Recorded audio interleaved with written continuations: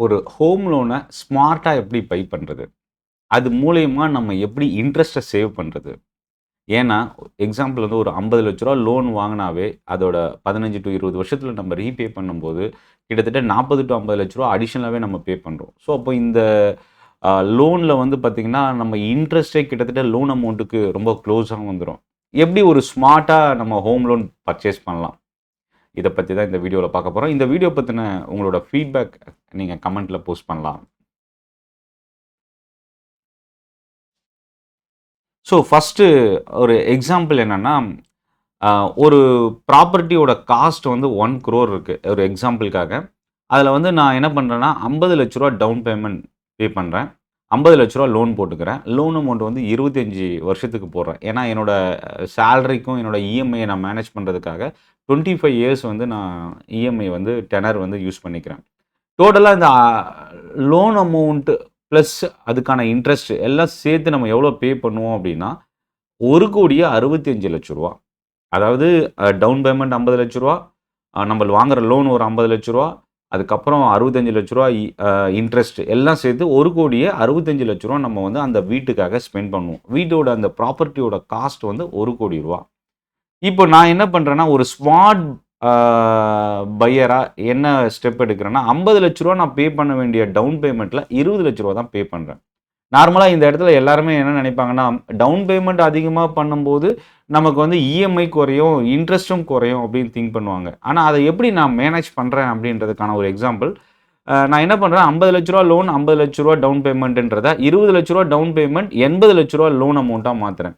அதே 25 வருஷத்துக்கு எக்ஸாம்பிள்க்காக பார்க்கும்போது, இப்ப நான் டவுன் பேமெண்ட் ரூ. 50,00,000 ரெடி பண்ணி வச்சிருக்கேன் இல்லையா? அதுல ரூ. 20,00,000 மட்டும் டவுன் பேமெண்ட்டா போட்டு, மீதி ரூ. 30,00,000 என்ன பண்றேன் அப்படின்னா, மியூச்சுவல் ஃபண்ட்ல இன்வெஸ்ட் பண்றேன்.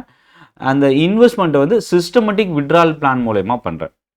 சிஸ்டமேட்டிக் வித்ட்ராயல் பிளான்ன்றது என்னன்னா, மியூச்சுவல் ஃபண்ட்ல இன்வெஸ்ட் பண்ணதுக்கு அப்புறம் மாசம் மாசம் நமக்கு என்ன இன்கம் வந்து நம்ம எஸ்டபிள்யூபில மென்ஷன் பண்றோமோ, அந்த அமௌண்ட் அந்த மியூச்சுவல் ஃபண்ட்ல இருந்து நமக்கு மாசம் மாசம் யூனிட்ஸ செல் பண்ணிட்டு நமக்கு பேமெண்ட்டா கிடைக்கும்.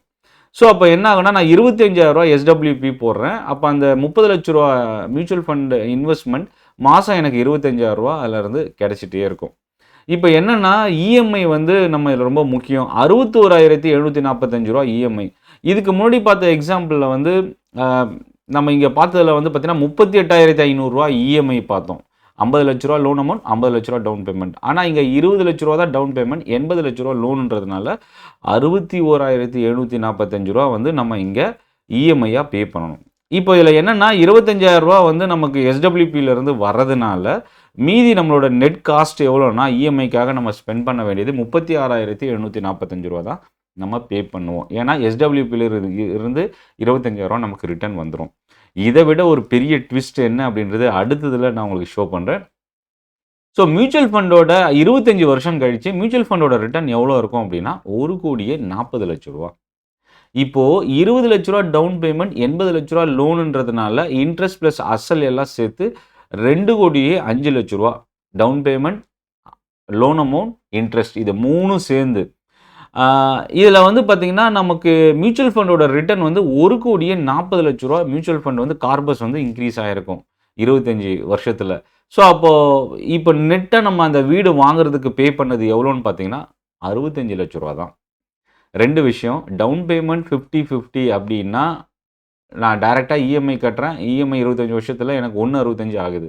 ஆனா, நான் என்ன பண்றேன், ரூ. 20,00,000 டவுன் பேமெண்ட் கட்டிட்டு ரூ. 80,00,000 லோன் போகும்போது, எனக்கு பர்டன் அதிகமாகுது. EMI burden. பட் அந்த இஎம்ஐ பர்டன ரூ. 30,00,000 நான் இன்வெஸ்ட் பண்ணியிருக்கிற மியூச்சுவல் ஃபண்ட்லேருந்து எஸ்டபிள்யூபில ஒரு போர்ஷன வந்து ரிசீவ் பண்றதுனால, அந்த இஎம்ஐய என்னால மேனேஜ் பண்ண முடியுது. இதுல ஒரே ஒரு சிக்கல் என்ன அப்படின்னா, 2 லோன் அமௌண்ட்டுமே டெனர் வந்து 25 வருஷம் தான். ஆனா, இஎம்ஐ அதிகமாகும். அத மேனேஜ் பண்றதுக்கு தான் இந்த மியூச்சுவல் ஃபண்ட் எஸ்டபிள்யூபி. இதுல இன்னொரு அட்வான்டேஜ் என்னன்னா, 25,000 மாசம் எஸ்டபிள்யூபி மூலியமா கிடைச்சதுக்கு அப்புறம், ஓவரால் 25 வருஷத்துக்கு அப்புறம் அந்த ரூ. 30,00,000 இன்வெஸ்ட்மென்ட் கார்பஸ் வந்து ரூ. 1,40,00,000 ரீச் ஆயிருக்கிறதுனால, நமக்கு 2 பெனிஃபிட் இங்க. இப்போ என்னன்னா, நார்மல் பையர் மியூச்சுவல் ஃபண்ட்ல இன்வெஸ்ட் பண்ணாம ரூ. 1,65,00,000 வீட்டுக்காக ஸ்பெண்ட் பண்றார். ஸ்மார்ட் பையர் வெறும் ரூ. 65,00,000 பே பண்ணி அந்த வீட வாங்குறார். வீட்டோட ப்ராப்பர்ட்டியோட விலை ரூ. 1,00,00,000. ஸோ இப்போது நீங்கள் என்ன மாதிரி ஒரு ஸ்மார்ட் பையராக என்ன மாதிரி ஸ்டெப் எடுக்க போகிறீங்க? ஹவுசிங் லோனில் இந்த மாதிரி ஒரு சில ப்ளஸ் அண்ட் மைனஸ் இருக்குது. இதில் இன்னொரு பிரச்சனை என்ன அப்படின்னா, 2 விஷயம் ரொம்ப இம்பார்ட்டன்ட். நீங்கள் இந்த மாதிரி மியூச்சுவல் ஃபண்ட் எஸ்டபிள்யூபி மூலியமா ஹவுசிங் லோன் எடுத்து நீங்கள் போகிறீங்க அப்படின்னா 2 விஷயம் ரொம்ப இம்பார்ட்டன்ட். ஒன்று, மியூச்சுவல் ஃபண்ட் ரிட்டர்ன் வந்து ஃபிக்ஸட் கிடையாது. ஈக்விட்டி ஸ்கீம்ஸில் வந்து ஃபிக்ஸட் ரிட்டர்ன் கிடையாது. ஆவரேஜாக பாஸ்ட் ஒரு 10 to 20 இயர்ஸோட ரெக்கார்டில் 12 to 15% ரிட்டர்ன் வந்து நமக்கு கிடைக்குது. அதை பேஸ் பண்ணி தான் நம்ம இங்கே பார்க்குறோம்.